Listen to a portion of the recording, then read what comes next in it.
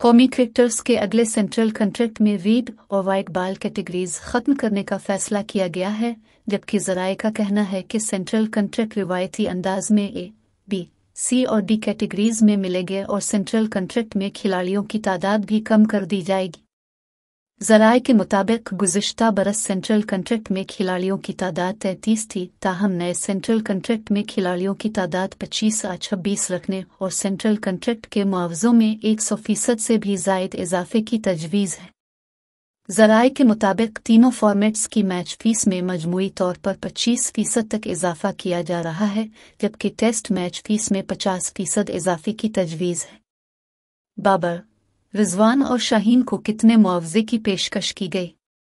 खेलों की website cricket Pakistan के मुताबिक पीसीबी ने कौमी क्रिकेट टीम के कप्तान बाबर आजम, मोहम्मद रिजवान और शाहीन शाह आफरीदी समेत टॉप क्रिकेटर्स को माहाना 45 लाख रुपए रिटेनरशिप फीस की पेशकश की है।